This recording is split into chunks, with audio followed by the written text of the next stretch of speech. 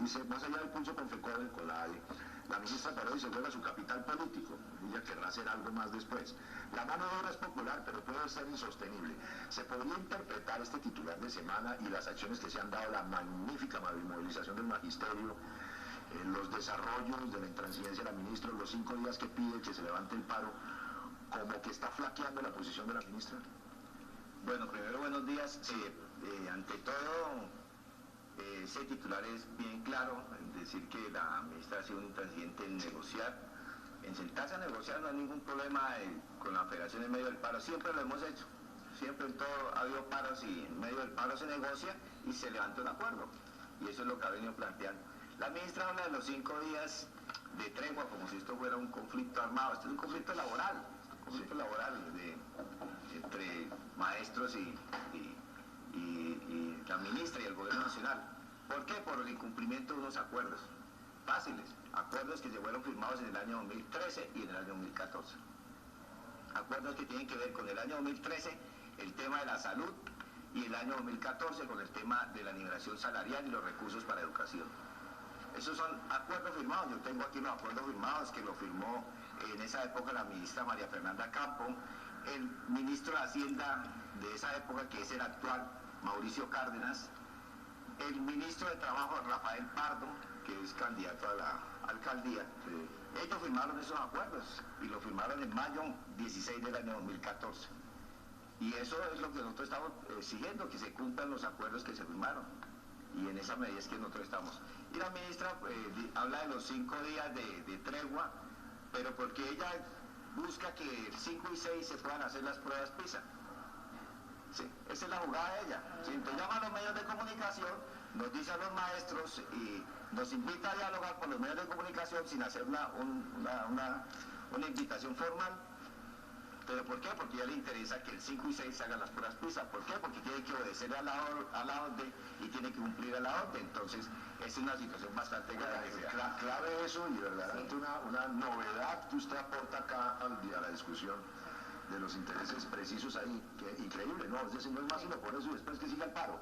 Sí, después que siga el paro y incumplimos de nuevo, entonces nosotros en esa medida nosotros hemos dicho, después de negociar en estos momentos, ya, sí, si la ministra tiene toda la voluntad, si no es tan intransigente como se ha venido planteando. Sí. Sí, los 60 senadores recogieron firmas, o sea, cada día está creciendo más esto contra la ministra.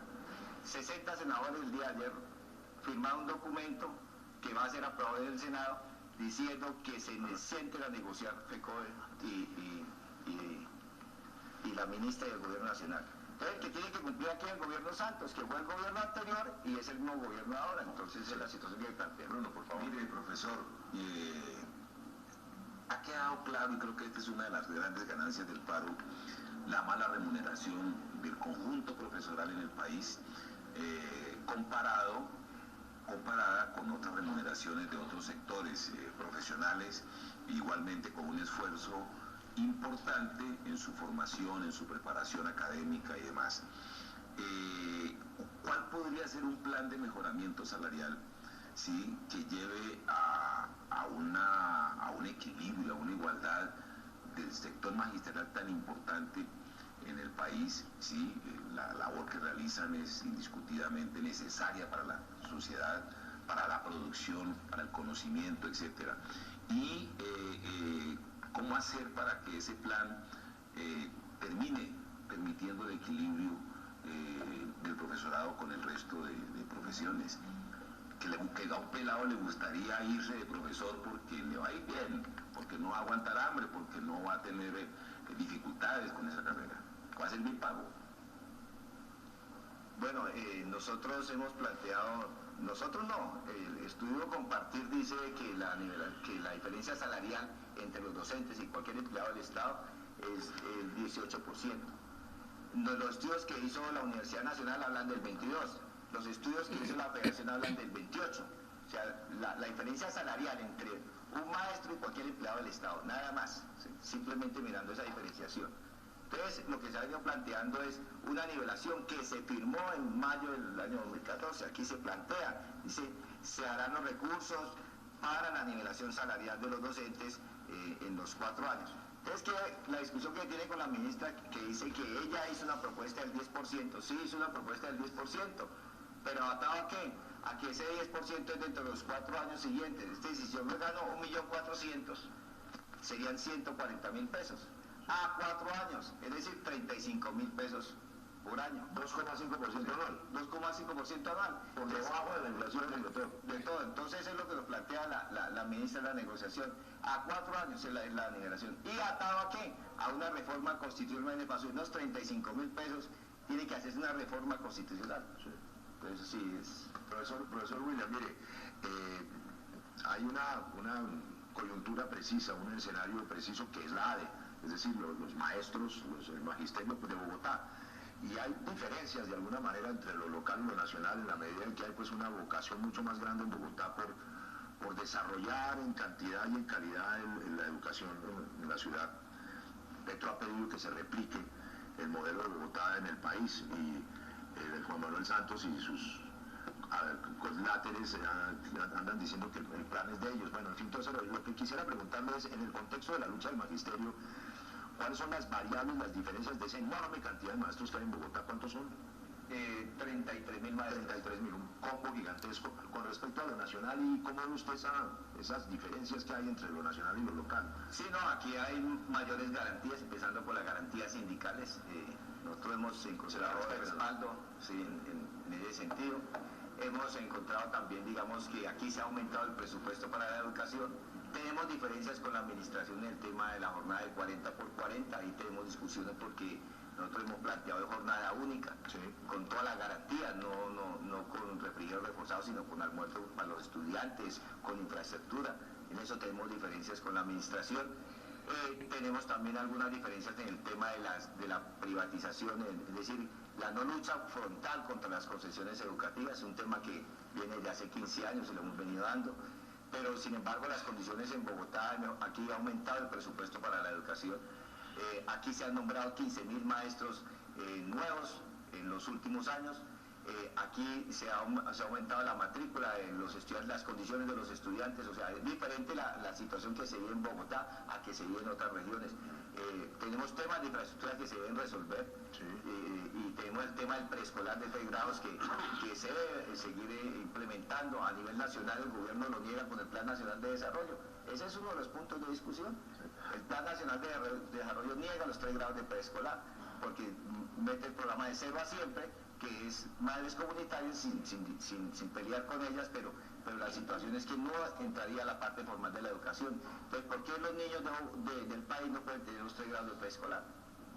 Es decir, 3, 4 y 5 años están metidos ahí. Entonces son temas que se han venido generando en la situación y nosotros vemos el avance que se ha dado en Bogotá en educación. William, en términos de cifras, cuéntanos cuántos maestros llegaron a Bogotá a esta marcha enorme que vimos algunos y chiquitica que vieron otros, y cuántos maestros están en este momento en paro. Bueno, en el caso de Bogotá en paro estamos en el 95%, tenemos algunas dificultades con algunos compañeros que creen que si se meten al paro se les enreda la pensión, que, bueno, algunos con otras dificultades, otros con temas religiosos que no se pueden meter en paro porque pues la religión no se lo permite, pero en Bogotá y a nivel nacional el paro es total, así como dice la consigna, el paro es total, nacional y combativo. Entonces hoy se genera movilización en todo el país. En Bogotá a partir de las 9 de la mañana vamos a salir de la 30 con 26, vamos al ministerio, sí, otra vez salimos en la movilización porque nosotros no estamos en nuestras casas descansando, nosotros estamos en las calles y en las calles vamos a estar todo ese tiempo. Hoy van a haber más o menos 40 movilizaciones en todo el país porque se van a tomar las capitales, los puentes, todo lo que se pueda salir el magisterio a nivel nacional. El día de mañana tenemos también una actividad con padres de familia, o sea, nosotros regresamos a la institución educativa con padres de familia y estudiantes porque el compromiso es con los estudiantes, ¿sí? Nosotros le vamos a responder a ellos en la parte académica. Y vamos a reunirnos mañana con padres de familia y estudiantes y hacer movilizaciones en las localidades. Es decir, y el 1 de mayo a la movilización del 1 de mayo. William, el FECODE quiere sentarse a negociar con el gobierno. ¿Hay veto a la ministra Parodi? ¿Estarán ustedes tranquilos con Lucho Garzón negociando en nombre del gobierno? No, nosotros no vetamos a nadie. Nosotros decimos la ministra puede estar ahí, está ahí, debe estar ahí. el ministro si quiere también puede estar ahí, ¿sí? El presidente es el que tiene que responder y el ministro de Hacienda.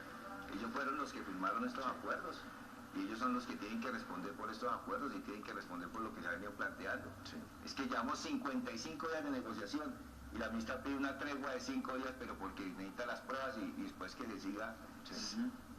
William, mire, más allá pues, de las luchas por sus derechos y sus reivindicaciones, hay una, como es apenas consustancial a la condición de pedagogo, hay una visión filantrópica del escenario de la educación, que pasa por oponerse a la privatización, por potenciar la ampliación y el cubrimiento y la calidad de la educación. ¿Cuál es, como en apretada síntesis, la posición acá en Bogotá de la ADE frente a esa parte filantrópica que exigen también los maestros en su negociación? Bueno, nosotros hemos venido planteando claramente que más que el tema de la filantropía es el tema del compromiso que nosotros tenemos con la educación pública. Nosotros toda la vida hemos hecho eso, la defensa de la educación pública. Y la defensa de la educación pública ha sido un tema fundamental. Mira, nosotros venimos peleando.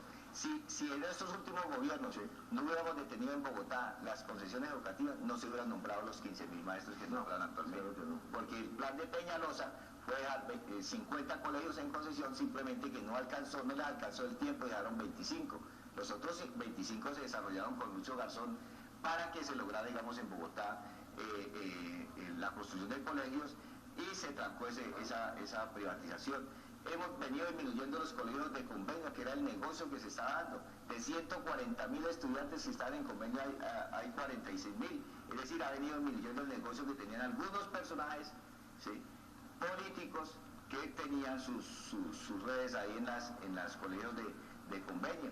Entonces yo creo que esa situación ha venido dando. Nosotros continuamos en la defensa de la educación pública porque así tal como se planteó en Bogotá, la defensa del patrimonio público, en eso estamos nosotros.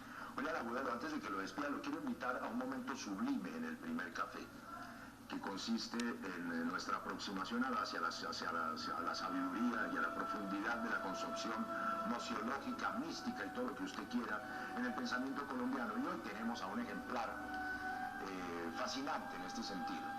Ahí está Ana María con la vela. Él es el concejal de la familia, Marco Fidel Ramírez, concejal de Bogotá. Un hombre ligado a Dios directamente, tiene un celular y un iPad directamente con la Santísima Trinidad y tal. Y a propósito de los inventos estos que se hicieron en el sentido que había atracos múltiples y de colectivos en Transmilenio, en las respuestas que dio Petro y el manejo que ha hecho la prensa de una manera descarada de torcer la información, él sí tiene la solución para esta vaina. Marco Fidel Ramírez ha dicho en su Twitter: Ampones no pueden llegar allí como Pedro por su casa, Transmilenio. Hay que militarizar temporalmente. Que bajen legiones de ángeles a las estaciones y protejan a esta ciudadanía. Bueno, ¿sabes qué me imaginé? En las entradas de los Transmilenios